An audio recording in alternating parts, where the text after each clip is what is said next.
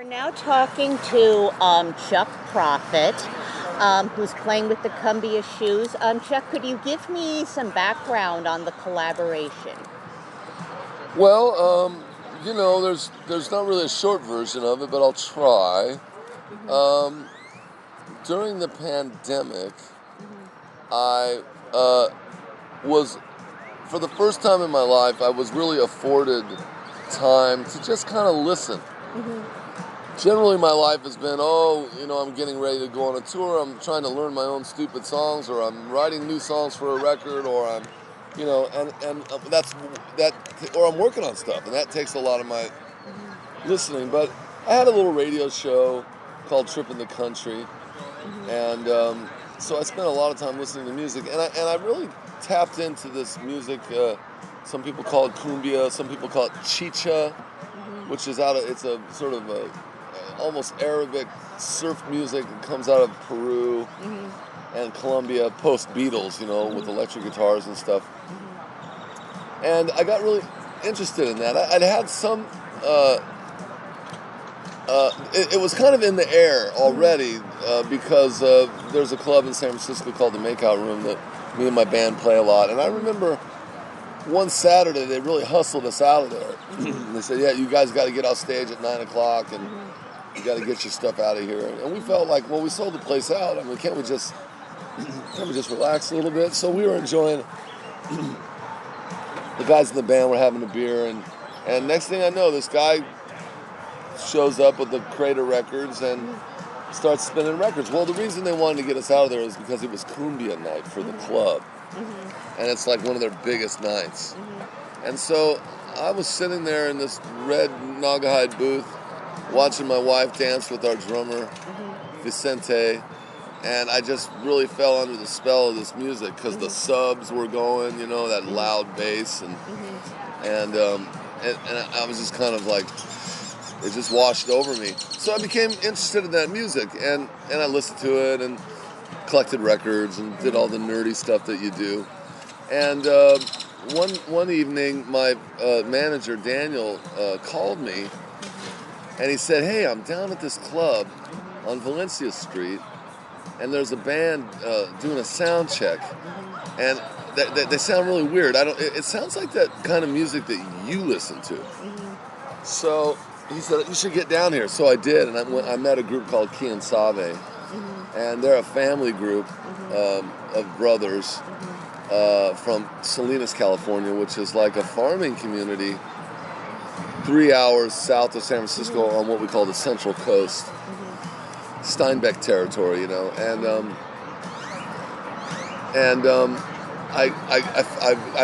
became really charmed by them, and I started following them around whenever they played, and I asked them a lot of questions like, how come you guys don't have an accordion, and eventually they said, Chuck, if you want to play music, we got a house in the woods in Salinas.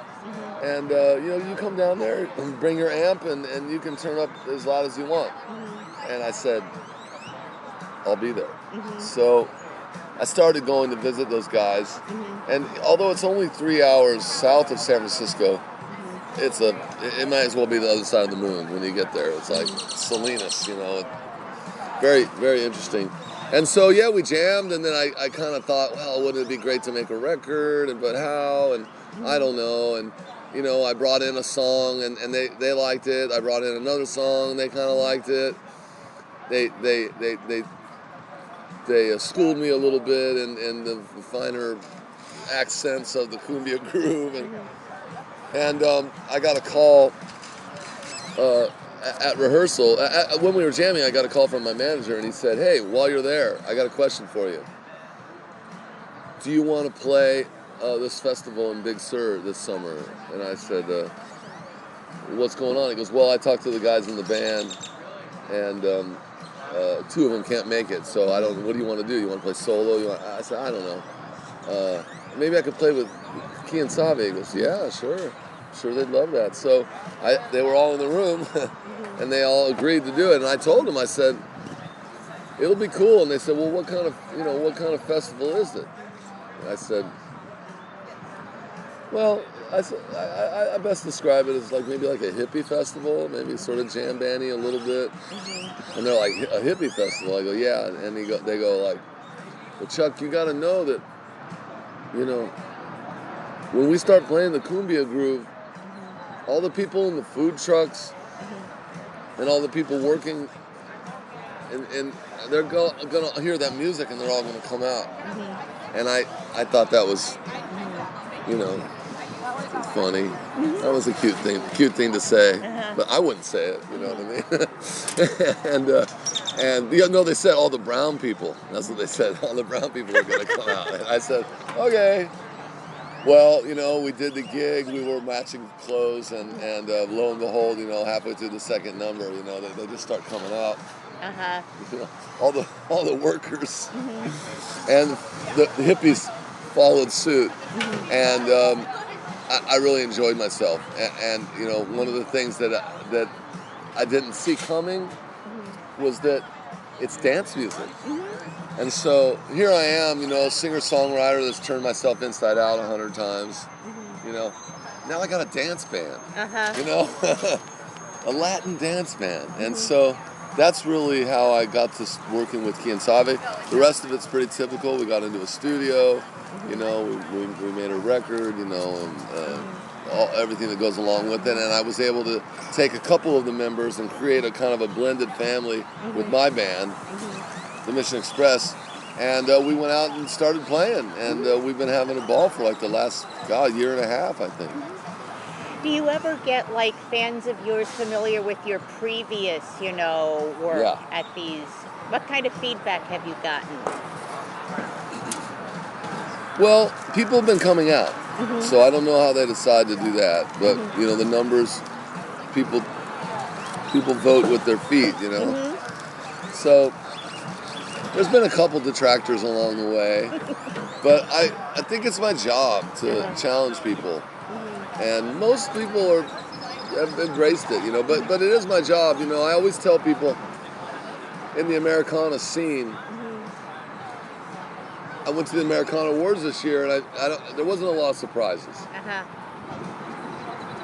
And that's okay, you know. It's a traditional, they're celebrating traditional music, but I always remind people, you know, in 1968, Neil Young quit the Buffalo Springfield and went solo, got together with Crazy Horse, and by 1977, Neil Young was jamming with Devo.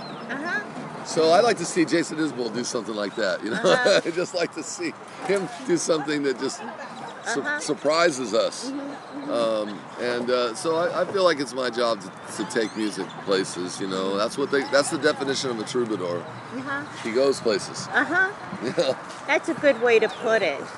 And also you mentioned, you know, people of color coming to your shows. I think when people think of Americana, they only think of white performers, but of course there are acts like Quien Sabe in California who are doing something different, but it's still American music. Absolutely. You know, I mean, or you know, in Mexico they call it norteño. That's because it's from the north, you know. It's from up here. And yeah, I feel like I agree with you. I'd like to see more of that. I'd like to see that for a lot of Cajun music and other forms, you know, as well as bluegrass, which is having a moment, and I think it's cool. You know, I think it's cool people picking up acoustic guitars and digging somebody like Billy Strings. It's great. And on the other hand, you also see, you know, black performers like Beyonce turning to country music and rediscovering early black country singers. Yeah, absolutely. You know, I mean, there's so many roots that go into the tree, you know. We think about, last night we were driving back from Houston and I was listening to a Sacred Steel compilation, you know, and it's church music with a lap steel, a Hawaiian lap steel, really, you know. Pretty cool. Hmm. Yeah. What do you think? I mean, you were one of the pioneers of Paisley Underground. What do you think, your early work has in common with what you're doing now? Well, we were looking back, which I think was kind of unusual at the time. Hmm. We were looking backwards for our inspiration. We weren't really looking, at contemporary music. But when we were kids, we were looking up to people like the Blasters and X and the Knitters or whatever, and they were kind of celebrating a lot of 50s rock and roll. Uh-huh. And we're probably 10 years younger, and so we're celebrating a lot of 60s rock and roll. In the case of the Bangles, they love the Mamas and the Papas, and of course the Dream Syndicate were all about the Velvet Underground, and the Long Riders were very much influenced by the Byrds and the Buffalo Springfield and things like that. And so I think that was one thing that held us all together. Hmm. And also we tended to sort of create a little bit of a gang because there's strength in numbers. Were you okay with the label Paisley Underground? I don't have anything. I mean, I was a little bit late in the game, so I didn't really have any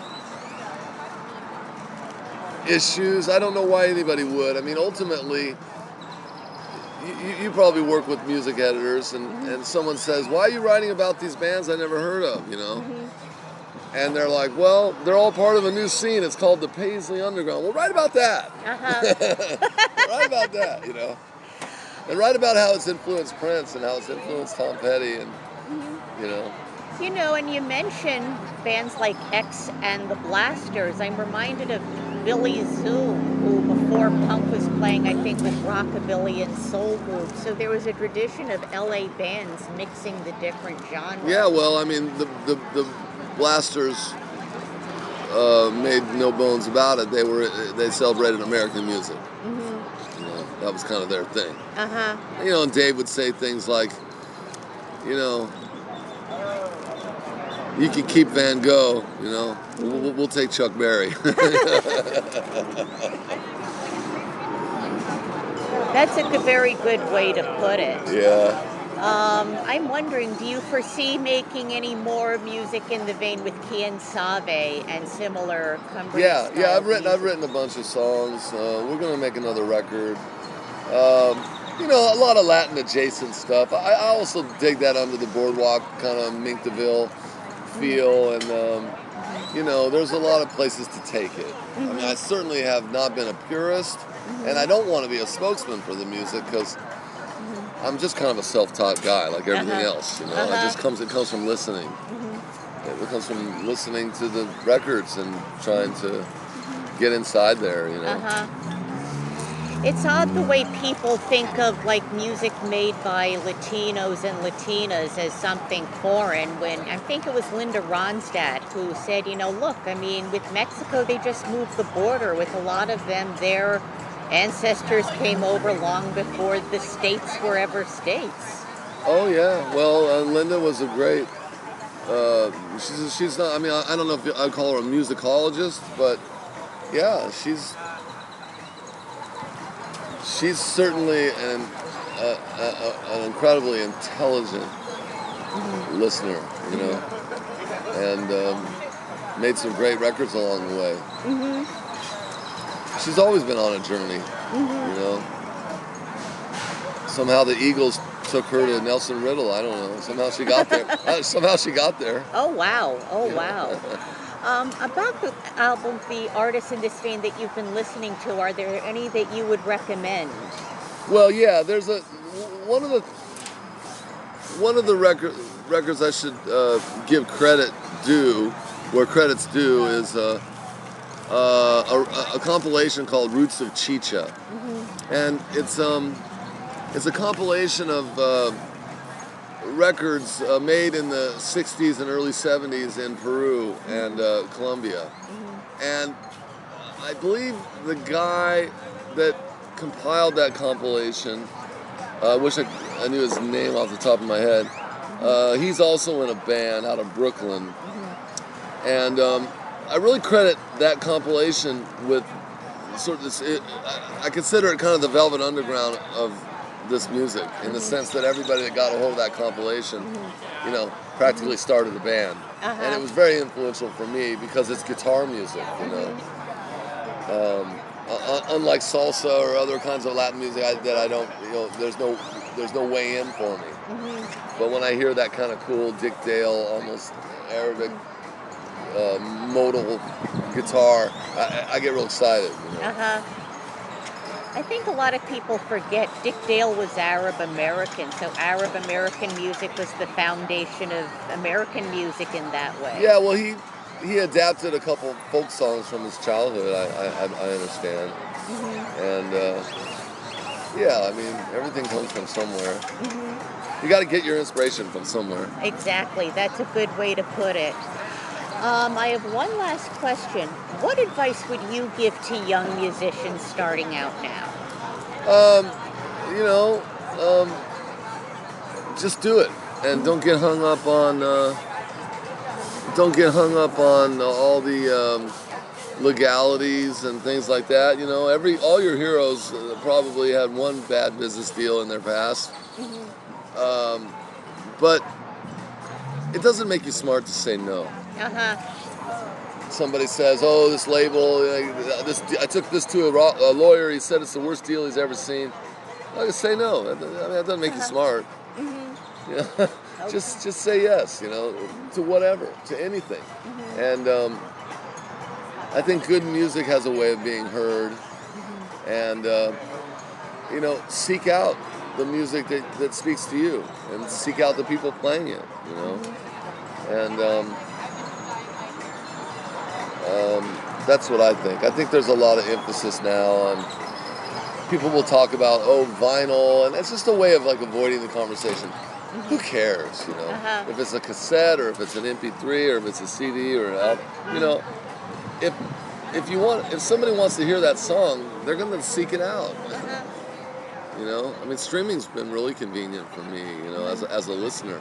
Like last night, driving back from Houston, listening to Sacred Steel compilations.